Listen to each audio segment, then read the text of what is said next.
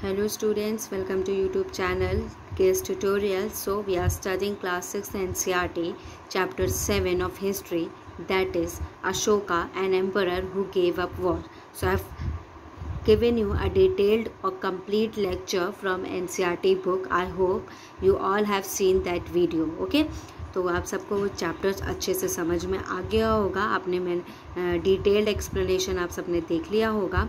सो आज अब मैं शॉर्ट नोट्स के साथ आई हूँ चैप्टर 7 के. जैसा कि मैंने कहा है कि मैं हर चैप्टर के नोट्स आप सबको प्रोवाइड करूँगी.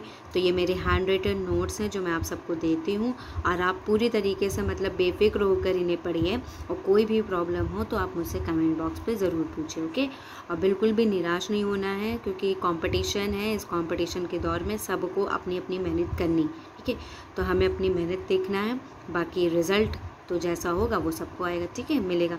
ठीक, तो स्टार्ट करते हैं क्योंकि टाइम नहीं ज़्यादा वेस्ट करना. और कल मैं नेक्स्ट चैप्टर 8 स्टार्ट करूँगी. ओके, तो कल मैं नेक्स्ट चैप्टर 8 स्टार्ट करूँगी. तो आप लोग प्लीज़ ज़रूर वीडियो देखेंगे, पढ़ेंगे, और जो कुछ भी डाउट हो तो ज़रूर पूछेंगे. Okay, so let's start.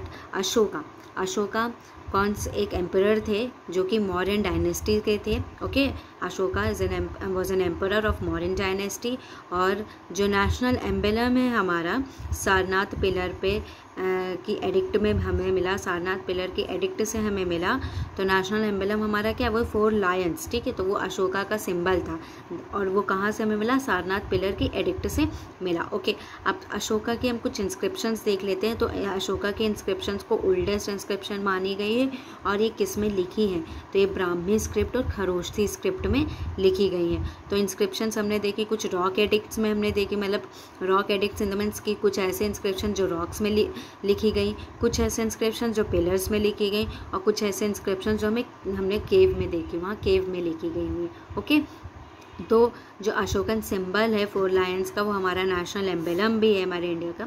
तो वो कहाँ से मिली, पिलर एडिक्ट से मिली. और कहाँ के पिलर से, सारनाथ के पिलर एडिक्ट से मिली. ओके, तो next, first person who read Ashoka's addict was James Prinsep in 1837. Okay, तो जो पहले पर्सन थे जिन्होंने अशोका की एडिक्ट को रीड किया, दैट वाज जेम्स प्रिंसेप. और कब उन्होंने रीड किया, 1837 में. ओके स्टूडेंट्स, हाँ, यहाँ पे मैं कुछ एडिशनल ही कोशिश करती हूँ कि शॉर्ट नोट्स में जब आपको प्रोवाइड करूँ तो कुछ एडिशनल की पॉइंट्स दूँ, ताकि आप लोगों को कोई भी प्रॉब्लम ना हो कंपटीशन में बैठने की. ओके, और जब ये मेरी एनसीईआरटी सीरीज़ कंप्लीट हो जाएगी क्लास 6 की, then I will provide you a PYQs. Okay, so previous year questions भी मैं प्रोवाइड करूँगी, या कैसे क्वेश्चंस आते हैं, मैं वो चीज़ का एक आइडिया आप सबको प्रोवाइड कर दूँगी. Okay, next, capital of Mauryan dynasty. Mauryan dynasty का जो कैपिटल था वो क्या था, पाटलिपुत्र, जो कि आज प्रेजेंट में पटना के नाम से जाना जाता है, बिहार में. ओके, और मौर्यन डायनेस्टी के जो फाउंडर थे वो कौन थे, चंद्रगुप्त मौर्य. कब उन्होंने फाउंड किया था, 2300 ईयर्स अगो. ओके, और रीजनल कैपिटल क्या थी, तो रीजनल कैपिटल की अगर हम बात करें तो हमने मैप में दिखाया था. ओके, जब चैप्टर आपको पढ़ाया मैंने एनसीईआरटी से, तो वहाँ पे उस चैप्टर के अंदर एक मैप है, तो मैंने आपको दिखाया था कि कुछ प्रोमिनेंट सिटीज़ थी, तक्षशिला और उज्जैन जैसी.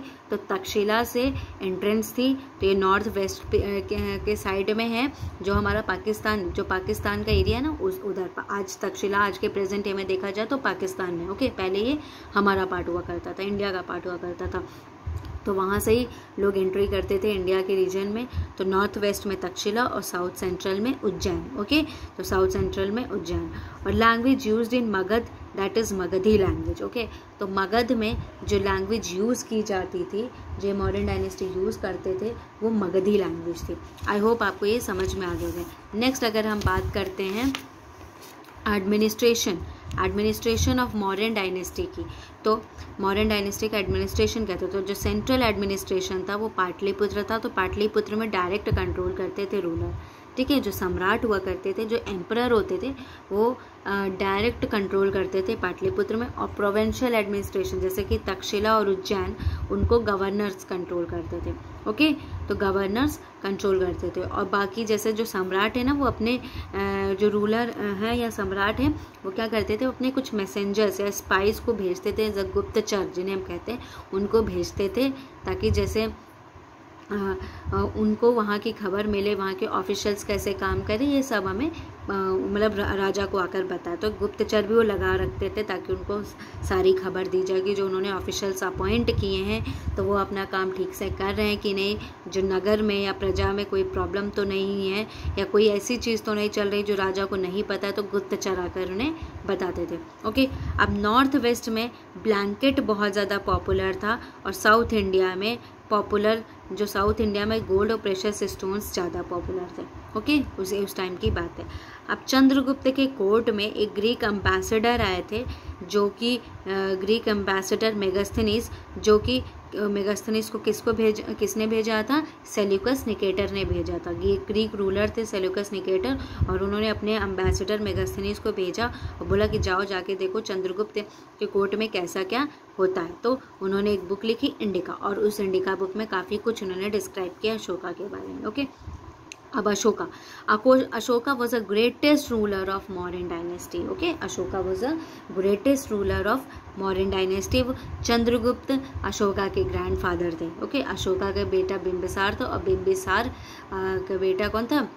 Ashoka. Okay, okay, I hope this is clear to everyone. Okay, next, he was first ruler of Indian history who had inscription. Okay, तो ये वो एक पहला रूलर था इंडियन हिस्ट्री का जिसने इंस्क्रिप्शंस लिखवाई थी। In the period of 8th year 261 BC Kalinga war Orissa. Okay, अब 261 BC 8th year में उन्होंने कलिंग वॉर कलिंग में लड़ाई की, जो कि आज प्रेजेंट डे में उड़ीसा। मतलब उन्होंने समझो जब वो राजा बने, तो राजा बने के 8 साल बाद 8वें साल में उन्होंने कलिंग में लड़ाई की उड़ीसा में 261 BC। ओके, और कलिंग वॉर के बाद उन्होंने बुद्धिज़्म को अडॉप्ट कर लिया। Okay, after the Kalinga war ही अडॉप्टेड बुद्धिज़्म। अब ऐसा क्यों? क्योंकि कलिंग वॉर जब हुई ना, तो उन्होंने देखा कि कितने लाखों लोग मर चुके हैं, उन्होंने देखा कि कितने जो निर्दोष हैं वो भी मारे जाते हैं, उन्होंने किसी की फैमिली को डिस्ट्रॉय कर दी, तो इतना मतलब ब्लड बहा, तो इतना सब कुछ देख के राजा को बहुत गिल्टी फील हुआ, एम्परर को बहुत ज़्यादा गिल्टी फील हुआ, और उन्होंने उस कलिंग वॉर के बाद से उन्होंने डिसाइड कर लिया कि अब वो कोई भी बैटल नहीं लड़ेंगे। ठीक है, अब वो धम्म की पाथ को अपनाएंगे। तो उन्होंने बुद्धिज़्म को अडॉप्ट किया, और उनका ये मानना था कि अब वो लड़ाई से नहीं, अब वो अपने धर्म से और अपने प्यार से, अपनी टीचिंग से लोगों को अपनी तरफ अट्रैक्ट करेंगे। ओके, तो ये उनका अब मानना था। सो ही अपॉइंटेड धर्म मिनिस्टर्स, धर्म महामत्य। ओके, तो उन्होंने कुछ धर्म मिनिस्टर्स को अपॉइंट किया जो धर्म महामात्य के नाम से जाना जाते थे। और उनको क्यों अपॉइंट किया? वो धर्म की प्रीचिंग्स देते थे। ओके, वो जगह जगह पे, एक दूसरे की जगह पे, प्लेस टू प्लेस जा कर के टीचिंग्स देते थे। ओके, अशोका के धम्म को बताते थे, और जिनको ज़रूरत होती थी नीडी वंस को वो हेल्प भी प्रोवाइड करते थे। ओके स्टूडेंट, ठीक है, तो धम्म महामत्य को उन्होंने अपॉइंट किया था। ओके, अब नेक्स्ट हम बात करते हैं अशोका सेन। अशोका ने अपने बेटे महेंद्र और अपनी बेटी संघमित्रा को श्रीलंका भेजा था प्रीचिंग्स के लिए। ओके, धर्म की प्रीचिंग के लिए अशोका ने अपने बेटे महेंद्र और डॉटर संघमित्रा को श्रीलंका भी भेजा था। तो हमने बताया उन्होंने सीरिया, केन्या, श्रीलंका जैसी कई कंट्रीज़ में जाकर के धम्म का प्रचार प्रसार करवाया। ओके, और इंस्क्रिप्शंस में भी लिखवाते थे, वॉल्स में भी लिखवाते थे, केव में भी लिखवाते थे, ताकि लोग उनकी टीचिंग्स को पढ़ें और फॉलो करें। ओके, और धम्म महामत्य क्या करते थे? वो जो लोग नहीं पढ़ पाते थे उनकी टीचिंग्स को, इंस्क्रिप्शंस को, तो वो उनके लिए रीड करते थे और उनको एक्सप्लेन करते थे। और धम्म महामत्य का भी यही काम रहता था कि जगह जगह जाते थे और लोगों को उनकी टीचिंग्स के बारे में बताते थे, धम्म के बारे में बताते थे। ओके, अब अशोकन इंस्क्रिप्शंस में कौन सी लैंग्वेज यूज़ करी जाती थी? तो प्राकृत लैंग्वेज यूज़ करी जाती थी। ओके स्टूडेंट्स, तो प्राकृत लैंग्वेज यूज़ करी जाती थी। अब प्राकृत लैंग्वेज क्यों यूज़ करते थे? क्योंकि ऑर्डिनरी पीपल्स और कॉमन पीपल ज़्यादातर प्राकृत लैंग्वेज को इजीली समझ लेते थे, इसलिए। अब हम अशोका की कुछ वाइफ के या पर्सनल लाइफ के बारे में जान लेते। तो अशोका की जो पहली वाइफ थी, फर्स्ट वाइफ, उसका नाम था महादेवी और वो उज्जैन की प्रिंसेस थी।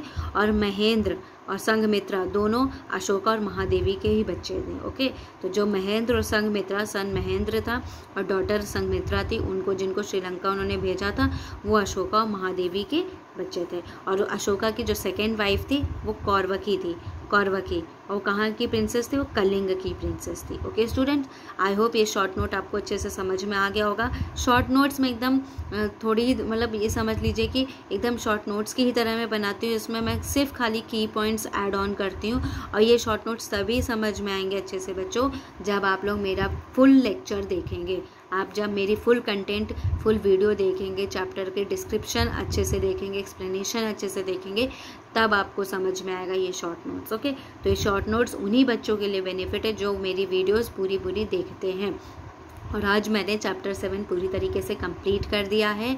ओके, शॉर्ट नोट्स भी मैं इनके प्रोवाइड कर चुकी हूँ। अब मैं चैप्टर 8 स्टार्ट करूँगी। Okay students, I hope you are enjoying this series. So give me a support so that I'll give you a best to best content. Okay, तो आप लोग मुझे पूरी तरीके से सपोर्ट करते रहिए तो ताकि मैं आप लोगों के लिए जितना मुझसे हो सकेगा बेस्ट से बेस्ट कंटेंट लेकर आऊँगी और आप सबकी हेल्प करूँगी। So for that share my channel and subscribe my channel for the next notification. Okay students, so take care, bye bye.